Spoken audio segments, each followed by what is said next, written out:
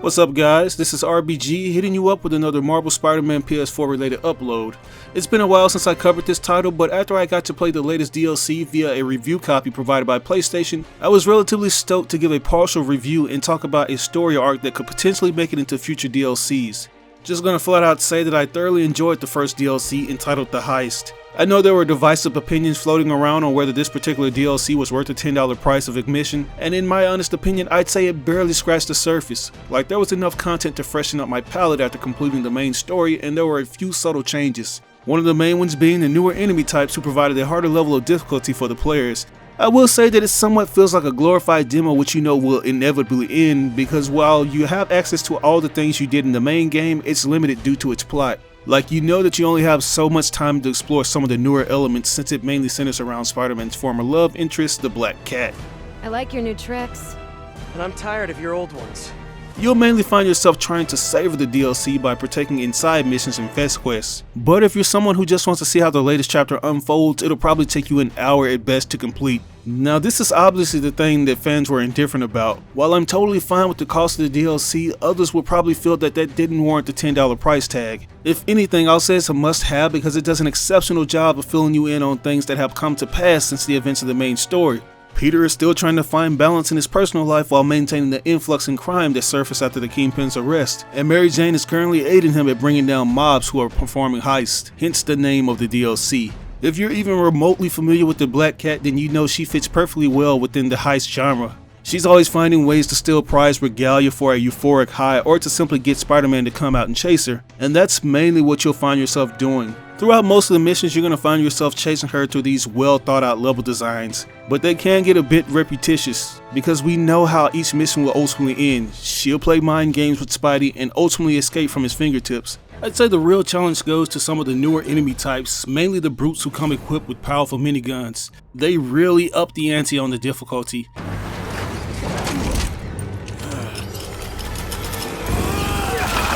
flippers did not look like that online! And I think Insomniac knew they had to dial it up a little more because they released a New Game Plus feature a few days prior to the DLC, and a lot of fans most likely had all of the main suit mods and moves unlocked. Like, I was thinking that I was gonna just breeze through most of the enemy hordes, but man, I couldn't have been more wrong. I have died so many times from simply trying to avoid enemy fire. The big brutes were already hard enough to take down since you had to subdue them with webbing before landing a few blows, but this time around the demand for patience and strategy has doubled, because you now have to weld them up before they shoot you, or you have to wait till their minigun cools down. Unfortunately, that's pretty much it in terms of gameplay. The Mary Jane stealth missions are back, but they aren't as disruptive or annoying as they were in the first go around.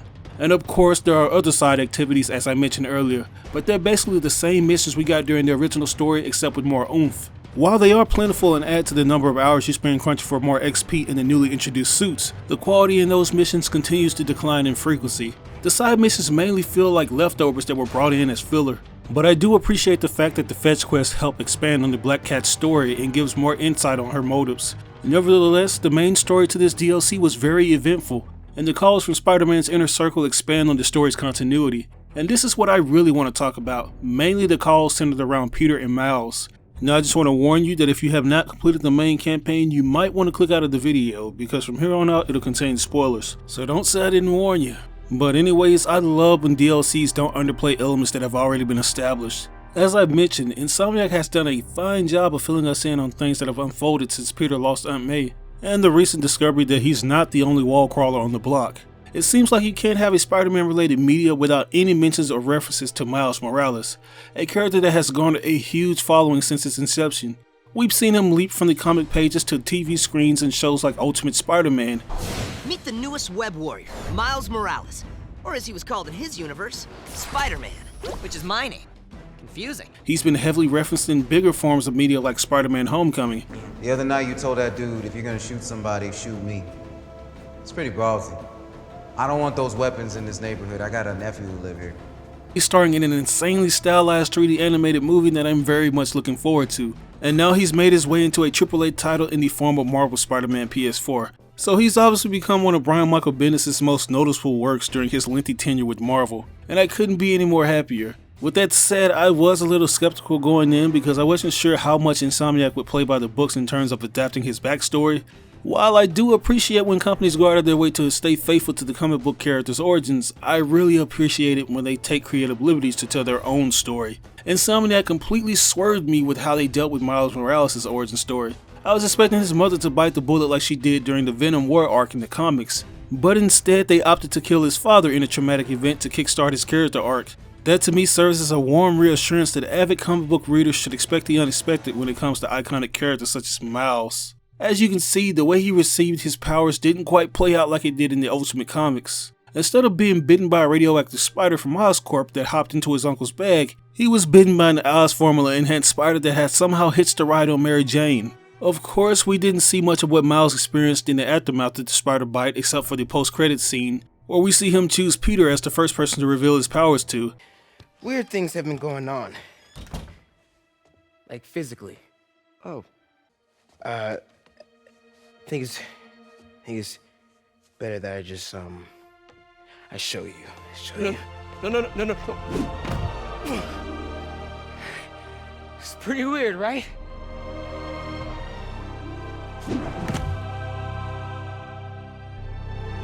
Not that weird. But that's basically all there was to his arc, which is unfortunate, because it sort of felt like a one and done kind of thing. Like I was under the assumption that they might not expand on his story unless Marvel Entertainment wanted a Spider-Man PS4 sequel, but thankfully more insight on Miles' journey came earlier than I expected in the form of extra dialogue in the newest DLC. During downtime after missions, Peter will receive occasional calls from Miles. Now, right off the bat, you can tell that Peter has more than likely insisted that Miles refrain from using his newly found powers, since he knows that dangers of being Spider-Man can bring upon him and the people he loves. Not to mention the fact that Miles is still relatively young to take up the mantle of Spider-Man. Miles, you're 15. You need to focus on school. That's way more important than... Yeah, but if I finish all my homework early and you got some free time one day... I mean, you started when you were 15, right? And I nearly got myself killed at least 100 different times. I can't let that happen to you. Okay. Yeah, I get it. So Miles is obviously a bit apprehensive about bringing the subject up to Peter. As you can see, Peter is very adamant that Miles worry more about his studies, but there's another call where Peter just might have to consider taking him under his wing. Take a listen. So I tried out for the basketball team. That's okay, right? Yeah. Just be careful. Keep it believable. Don't do anything too flashy. Like what? Well, no dunking, obviously. Oh, right. Of course. Miles? It was just once, and the dude was talking trash. It was so perfect, I wish you'd have been there. Miles! I won't do it again. I promise. As long as you agree to start training me. Let me think about it. Cool. Okay, homework time. Gotta go. As you can see, Miles has already been mismanaging his spider powers in school. Hearing him talk about how he dunked on one of his bullies sounds like a direct callback to the Amazing Spider-Man film. After constantly being embarrassed by Flash Thompson, Peter returns a favor by using his newly discovered powers to dunk on him. Pretty epic. I really wished I could have seen Miles in action doing that same thing, and this is something I'm getting at. If Insomniac continues to keep us updated on Miles and how he's handling things with his new abilities, then I'm thinking that we may receive a DLC where we actually get to play with him. If this does turn out to be an actual thing, then Insomniac might not have to develop too much to make it happen, because there are only a few differences when it comes to Peter and Miles' abilities, and I think the most noticeable ones are Miles having camouflage or invisibility. He first discovers that he has this ability in Ultimate Comics Spider-Man when he runs from his arguing father and uncle and realizes that half of his body has blended into the buildings around him. This is something that I think can be implemented into the gameplay via a suit special or mod, and if it's added, I can see most of his missions being very stealth oriented. Another ability they could use are his Venom blasts, which are utilized when he channels the bioelectricity in his body and discharges it from his hands. This is something that's unique because a lot of Spider-Man fans aren't aware of this technique. I know there's only a handful of characters in the Marvel Universe who can perform it, one of them being Spider-Woman Jessica Drew. I feel like if they were to implement these abilities, then they probably have a cooldown time similar to the other suit powers. Everything else, like the way Miles swings and moves, can be reused animations since he'll most likely be under Peter's tutelage. They could probably tweak some of the attributes like his jumping since he can leap just as high as Peter ever could. Those are things that could easily be included but make a huge difference if they were to make him a playable character. Out of all the suits, the Miles Morales suit was one of the ones that wasn't featured for whatever reason. even though it's been in Spidey games like Edge of Time and The Amazing Spider-Man 2. Like, I thought they were at least gonna feature the Into the Spider-Verse Miles suit to capitalize off the hype of the film, and the fact that their suit is in the actual movie as well. This has me believing that they're reserving it for another DLC somewhere down the line. Now, I know that there are going to be some who are saying that I'm reaching with this speculation because all of the DLCs are already tightly linked to fit into one story, but who says that Miles can't be a playable character that fits into that story as well? Let's not forget that those Mary Jane stealth missions were present and accounted for in the first DLC, so what's not to say that Miles won't return for his own stealth missions, except this time he's using his spider powers to sneak around. But with that, I'd like to end the video. As I mentioned, the Heist DLC is worth the 10 bones in my opinion, but it barely got my stamp of approval. I feel like this next chapter better be twice as long and double up on the content, because there are already fans who are apprehensive about forking over extra money for a potentially lackluster DLC. Not to mention the fact that the 3 suits we got were bare-boned aesthetics with no actual powers. But anyways, what are your thoughts on the Heist? Did you enjoy it? Do you think it's worth 10 bucks? And what do you think about Miles Morales potentially being playable in future DLC?